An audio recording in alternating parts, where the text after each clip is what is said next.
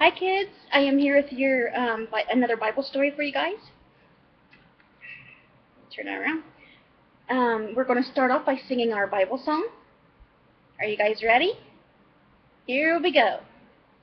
The Bible, yes, that's the book for me. I stand up on the Word of God, the Bible. Again, the Bible, yes, that's the book for me. I stand up on the Word of God, the Bible. That's a song.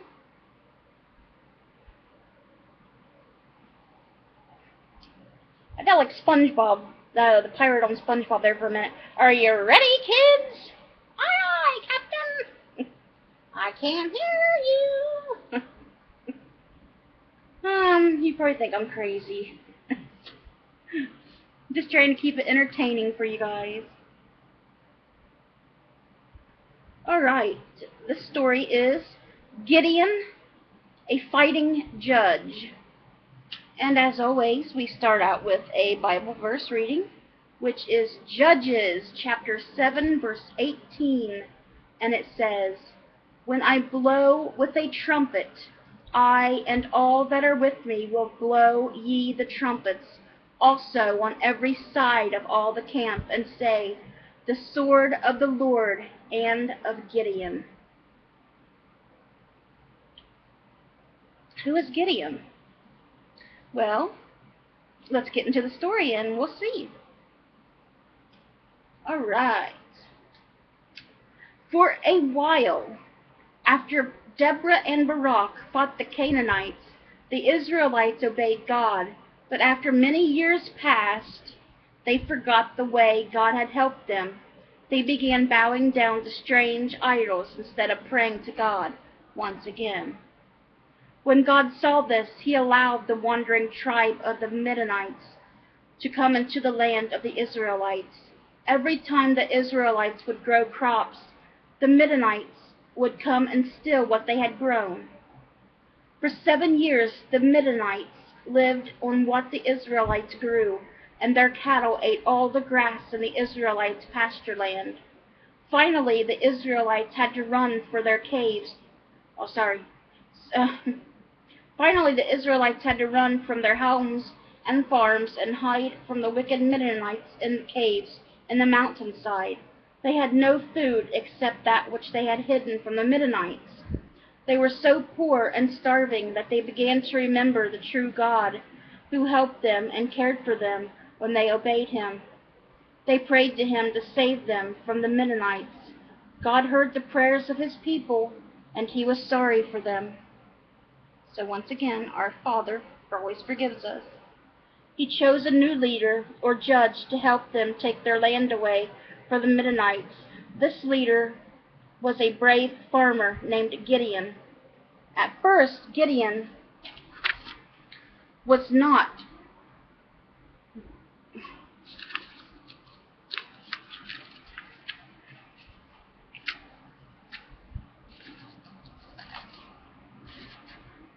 At first Gideon could not believe that God had really chosen him to fight the Midianites.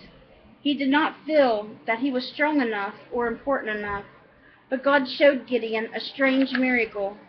Then Gideon believed that God was truly with him and that together they could do anything. Before Gideon could lead the Israelites with God's help, he had to destroy the idols that the people had been worshiping. 2 of these idols stood right by his own father's house. Because he was afraid of what the people would do if he saw them, Gideon waited until nighttime. Then he and 10 of his servants crept out and tore the great idols down. In their place, Gideon built an altar to God and offered a sacrifice upon it. In the morning, when the people came out to bow down before their idols, they were furious to find them broken. They asked around until they found out that Gideon had done it. They were so angry they wanted to kill him. They went to his father's house to find him. Gideon's father told them, "Why are you fighting for your strange god named Baal? If he is a god, why do you not let him punish Gideon? But of course Baal was really not a god, and nothing ever happened to Gideon. After this, the people saw how foolish they had been. They turned back to God, and they trusted Gideon to lead them the way God wanted him to. When Gideon sent out word that he was calling together an army, Israelites from everywhere came to help him fight against the Midianites. Before he led all the people to fight, Gideon wanted to be sure once more that God was going to be with him, that he might lay his hand that night on lambskin, fleecy with wool, on the ground. He asked the Lord to let the fleece be wet with dew, but to keep the ground around it dry. In the morning the fleece was so wet that Gideon wrung a bowlful of water from it, but all around the ground was dry. That was God proving to Gideon that he was going to be with him. Then Gideon said, "Lord, do not be angry with me, but I ask you to show me one more time that you are going to help me. This night let the fleece be dry and the ground around be wet with dew." The next morning Gideon found it just as he had asked. Then he was sure that God wanted him to lead his people. Gideon prepared the army to attack the Midianites, but the Lord told Gideon, "Your army is too large. If you were to take this many men to fight, then you would feel like you had won the battle by yourselves. Instead of my help, let everyone who is afraid and does not want to fight go home." Gideon sent word to his men that anyone who was afraid could go home. The soldiers thought this was very strange. Already they had fewer men than the Midianites, but of the 32,000 men in the army, 22,000 went back home. This left a small army of only 10,000 men. Again the Lord spoke to Gideon, "You still have too many soldiers. Take them all down to the brook to drink, and I will show you which ones to keep." When they got to the brook, 300 drank from their hands, lapping the water like a dog, still keeping their eyes ahead to see what was happening. But the rest of the men knelt down and put their hands to the water to drink. "Send everyone home except those who lapped from their hands," the Lord told Gideon. This left only 300 men. Truly they looked like a small group camped on a hill above the large camp of the Midianites. That night Gideon and his servant crept down very close to the Midianite camp. There they heard two soldiers talking. One told the other that he had a dream that God was going to help the Israelites defeat the Midianites. This made Gideon feel good. He hurried back to his camp, anxious to start the fight. Gideon's men prepared to attack in a strange way. First, Gideon divided them into 3 groups, each group having 100 men. Then he gave each man a trumpet, a pitcher, and a torch. The men were to light the torches and then to cover them with the pitchers. In the night, 3 companies crept down the mountainside to the Midianite camp. The groups stayed very quiet and did not wake any of the Midianites while they took their places on the 3 sides of the camp. When everyone was in place, Gideon blew loud on his trumpet. Then he hit his pitcher against a stone, and it broke, letting the torch shine through the night. Immediately all the soldiers answered with their trumpets. They broke their pitchers, and lights flashed in every direction as they shouted, "The sword of the Lord and of Gideon!" The Midianites awoke with a start when they heard the trumpets and the shout. They were horrified to see the lights of their enemies everywhere they turned. They were so confused and afraid that they turned and ran in every direction. In the dark and in their hurry to get away, the Midianites even began fighting one another. Soon their camp was deserted, but the Israelites in other places had been warned, and they caught the Midianites as they ran toward the Jordan River. After this, Gideon became a very famous man, and the Israelites wanted to make him their ruler. "No," Gideon said, "God is already your ruler. How good it would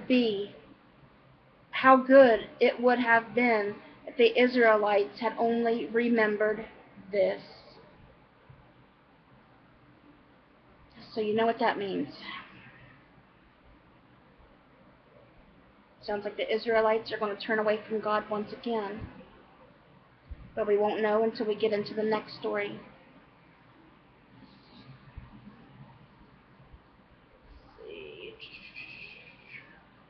Here's a question. See if you guys was listening to the story.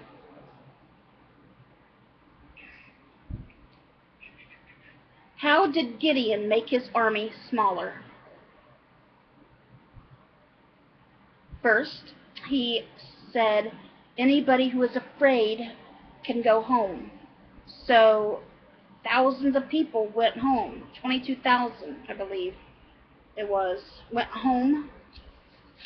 And then God told him he still had too many people to shorten down his army.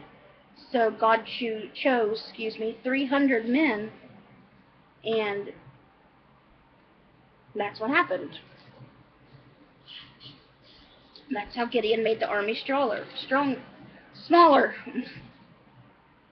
Can I talk tonight?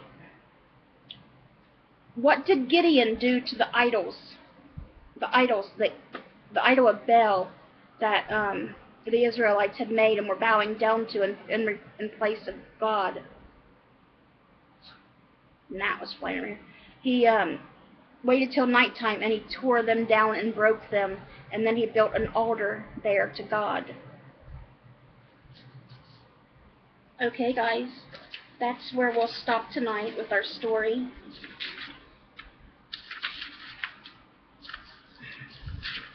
That was the story, Gideon, a fighting judge. I hope you guys liked the story. I hope you guys learned about Gideon. And now if somebody asks you, do you know Gideon from the Bible? You can say yes, and I know what Gideon did. And I know who Gideon was, and I know he fought, and he was a good man, and the Lord loved him, and the Lord was with him, and he won the wars. Yes, now you know. So we learn something every time we read one of these stories. We always learn something new. And we know that it's true, it's the Word of God, and what greater gift could you have, right? So let's spread the word. Tell your friends, tell everyone you know about Jesus. Bring yourself closer to Jesus in your heart. Let's bring those souls to Jesus, little ones, and God willing, I'll see you guys again soon with another Bible story. Bye, guys.